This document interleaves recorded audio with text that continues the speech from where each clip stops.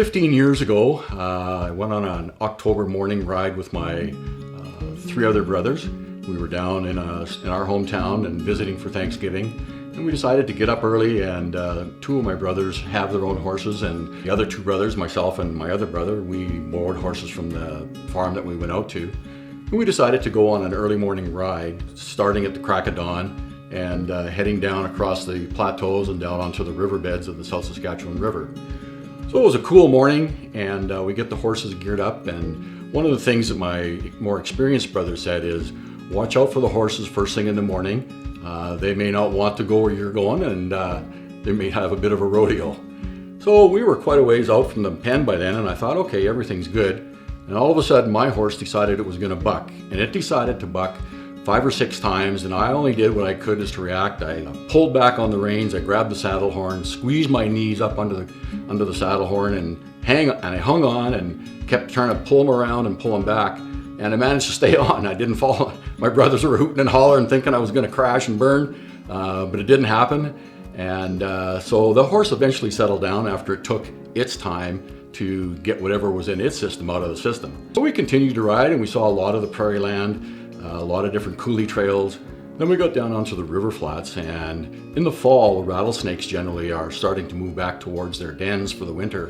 And we inadvertently walked into a group of rattlesnakes that were making their way back up from the riverbank to the coulees to get back into their den.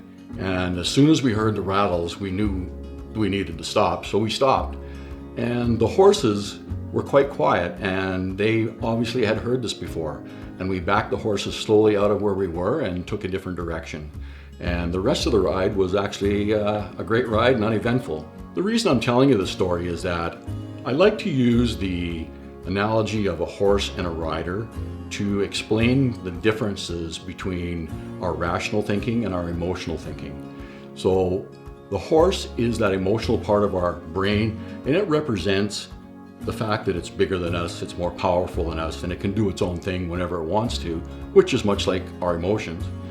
The rider is the person that represents the rational side of our brain that guides and directs the emotions of the horse. And so it's very easy to see where in certain situations someone's emotions would snap, much like a horse. When it decides to snap, it snaps. I've been out on other rides with my brothers when all of a sudden a horse, something shakes in the bush and it just goes to the side real quick, and sometimes you're in the saddle and sometimes you're hanging on. But it's that process that they can make that instant decision based on their survival instincts. Our mind, our emotional mind, works like that. Our emotional mind has been developing for 2 million years since we moved from the trees down into the savannas of Africa. And as it's developed over 2 million years, it's become very adept at being the controlling part of our body in terms of our survival and our happiness.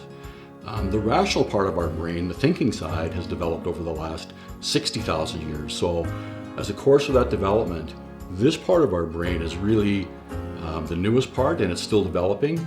And the emotional side has been doing iterations of itself over and over and over and getting stronger over that 2 million years. So we have to learn to read our emotions, and we have to learn to be able to guide our emotions. And emotional self-awareness is probably one of the biggest keys in communicating with other people. In one of my earlier talks, we talked about the emotional contagion, and being able to generate and control our emotions and present ourselves in a positive light and get our message across is very important. But there are certain situations where your emotions get hijacked, or I think in the term today they use hacked, I'm not sure. Hijacked is what the term I'm using. And you've been in situations where all of a sudden your anger is right there on the tip of your tongue, or sometimes it's out past that, and you say things that you may not wish you would have said. We've all sat in meetings where we've worked with employees and worked with leaders who have not a lot of self-awareness of their emotions, and they let those emotions snap and move forward. So going back to the story of the horses when I was out riding with my brothers, on that first little bucking approach, I didn't know what was coming. The horse decided to do it, and I had to react until I could control that emotion or control that horse. When we got down into the rattlesnakes, the horses, as they are in the pasture, this is not the first time that they bumped into those. And so they knew the strategy of extracting themselves out of it, and there was no excitement down there, and there was no rodeo for the 4 horses, which was good. So just to sum up, a lot of times we think that we're rational people who feel, and in actual fact, we are emotional people who think. And I think that's the message I want to leave with you on this short video, is that there's this huge difference between the power of the horse and the control of the rider, and that emotion provides us that energy to keep moving forward on the direction that we're going on. And sometimes it can hijack us and take us down a different road.